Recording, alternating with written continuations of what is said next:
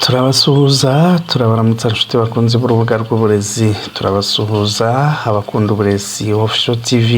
Uyu munsi muri documentaire yacu dufite gahunda yo kuganira ku bijyanye n'imikino. Turavuga kuri ekipe ikomeye cyane, ekipe imaze kuba ubukombe haba mu gihugu cyacu cyangwa se muri East Africa.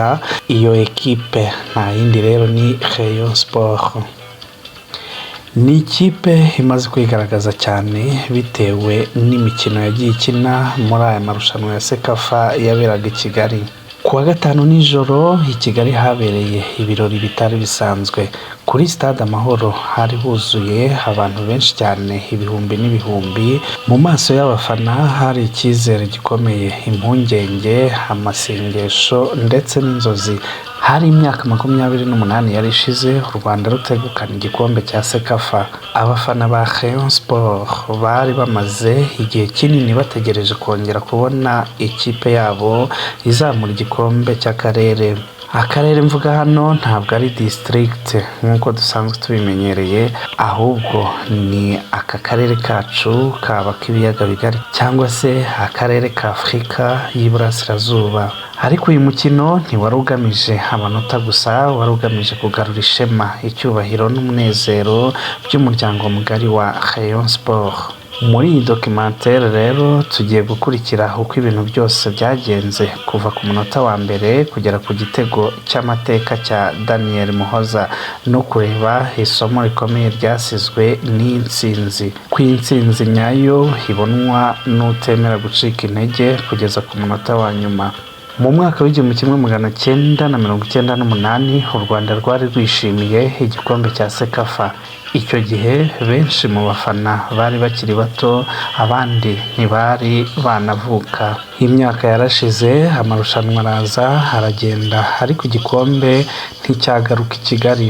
Iyo utegereje imyaka 28 rero, intsinzi ihinduka ikintu kirenze umukino, ihinduka amateka, ihinduka icyizere cy'abafana, ihinduka inzozi z'umuryango wose.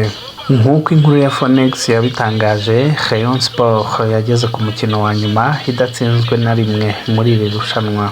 Buri mukino yakinaga icyizere cyarushagaho gukura, abakinnyi bari bafite icyifuzo kimwe cyo kwegukana igikombe no kukigarura mu Rwanda. Ku rundi ruhande, Gor Mahia yo muri Kenya, ikipe ifite amateka akomeye cyane muri Sekafa, yari yararyegukanye inshuro 3, ubwo ni ukuvuga mu 1980, 1981 n'1985. Uyu wari umukino w'ibihangange bibiri byo muri Afurika y'Iburasirazuba. Mu minota 20 ya mbere, Gor Mahia yari yakinnye neza kurusha Rayon Sport, ariko ku munota wa 27 ibintu byarahindutse. Ikosa ry'ubwugarizi bwa Gor Mahia ryahaye amahirwe Junior Kameni. Junior Kameni ni rutahizamu wa Cameroon, ntabwo rero yazuyaje, yahise akubitamo igitego aba aratsinze. Stade Amahoro ibintu byahise bihindura isura, buri wese ariyamira, abafana barasakuza, abandi bararira kubera ibyishimo. Rayon Sport yari imaze gutera intambwe ya mbere igana ku mateka. Ku munota wa 43 Rayon Sport yatekerezaga ko yabonye igitego cya kabiri, ariko umusifuzi aracyanga kubera gukinisha ukuboko. Akibar Muderi ahabwa ikarita. Icyo gihe rero abafana bamwe baratunguwe, abandi barababara, ariko umukino wari ugikomeje. Mu gice cya kabiri, Gor Mahia yagarutse ifite imbaraga nshya.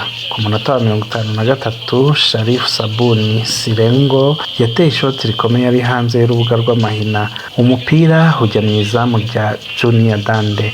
Igitego rero kiba kibaye 1-1. Umunezero wahise uhinduka impungenge. Hari abafana bifashe mu mutwe, hari abatangiye gusenga, ariko aha niho hakomeye kurusha ahandi. Igihe ibintu bitagenze nk'uko umuntu aba abyifuza, nyuma y'igitego cyo kwishyura, amakipe yombi yakomeje gushaka intsinzi. Rayon Sport ntiyaretse gukina, Gor Mahia nayo ntiyaretse guhatana. iminota 90 irangira banganya igitego kimwe kuri kimwe. Nk'uko inkuru ya Phoenix ikomeza ibivuga, umusifuzi Omar Abdul Kadir Artar yongeyeho iminota 30 y'inyongera. Aha niho umutima wa Rayon Sport wagaragariye. Abakinnyi bari bananiwe, amaguru haremerewe, ariko umutima wari ukiri muzima. Umutoza yababwiye gukomeza kwizera, buri mupira bawukurikiraga nk'uwa nyuma. Muri ubu buzima rero hari igihe ibintu bisa naho birangiye, ushobora gukora cyane ukagera hafi y'inzozi zawe, hanyuma ibintu bikagusubiza inyuma. Abantu benshi bacikira intege aho ngaho, ariko Rayon Sport yerekanye ko intsinzi itangwa n'uwemera gukomeza kurwana n'iyo ibintu bigoye. Ntabwo yarwaniraga amanota gusa, yarwaniraga ishema ryayo, yarwaniraga icyubahiro cyayo, yarwaniraga ibyishimo by'abafana bayo. Mu minota y'inyongera, igihe benshi bari bananiwe, amahirwe yarabonetse. Daniel Muhoza wari winjiye asimbuye, abyaza umusaruro irindi kosa ry'ubwugarizi bwa Gor Mahia. Abaratsinze, hatsinda igitego cyiza cyane rwose. Icyo gitego nticyari igitego gisanzwe, cyari igitego cy'amateka, cyari igitego cy'ihangana, cyari igitego cy'abafana bari bamaze imyaka 28 bategereje. Stade Amahoro yongeye gusabwa n'ibyishimo birenze. Urusaku ruba rwinshi, buri wese aho ari wabonaga rwose ibyishimo byamurenze. Noneho rwari urusaku rw'intsinzi, urusaku rw'icyizere gikomeye. Nyuma y'ifirimbi ya nyuma byari ibyishimo gusa. Abakinnyi barahoberanye, abafana bararira, ibyishimo biba byinshi. Umutoza Francis Christian hari ingingo yavuze ko yishimiye cyane ikipe ye. Yavuze ko gutsinda imikino yose uko ari 5 no kwegukana igikombe cya Sekafa byamushimishije cyane. Ayo magambo yagaragazaga ubwitange, akazi gakomeye n'umutima wo kutemera gutsindwa.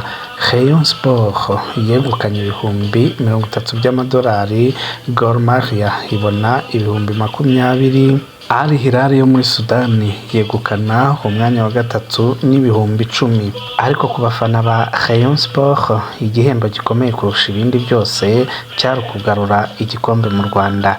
Iyo urebye inkuru yose uko yakurikiranye, usanga hari isomo rikomeye. Rayon Sport yatsinze Gor Mahia ibitego 2-1, yegukanye Sekafa 2026. Yabikoze nyuma y'imyaka 28. Ariko ikintu gikomeye kurusha byose nuko itigeze icika intege. Yatsinze mbere, irishyurwa, igera ku minota y'inyongera, irakomeza irarwana, kandi amaherezo iratsinda. Iri ni isomo ku bakinnyi, ku bafana, no kuri buri muntu uri mu rugamba rw'ubuzima. Iyo ibintu bikugoye ntuhita ureka, iyo ugeragejwe ntuhita ucika intege, ukomeza kurwana, ukomeza kwizera, kuko rimwe na rimwe intsinzi y'amateka iboneka ku munota wa nyuma. Rayon Sport ntabwo yarwaniye amanota gusa, yarwaniye ishema ryayo, yarwaniye icyubahiro cyayo, yarwaniye ibyishimo by'abafana, yarwaniye ibyishimo by'abanyarwanda. Kandi ku ijoro rya Sekafa 2026, iyo ntambara yayihesheje intsinzi izahora yibukwa mu mateka y'umupira w'amaguru mu Rwanda. Buri munyarwanda wese yararanye ibyishimo.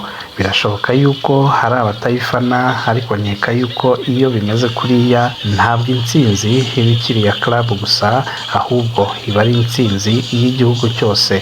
Buri muntu wese rero yishimiye intsinzi ya Rayon Sport, kuko igikombe cyatwawe yego na Rayon Sport, ariko nanone cyaraye mu Rwanda, kibitse mu Rwanda.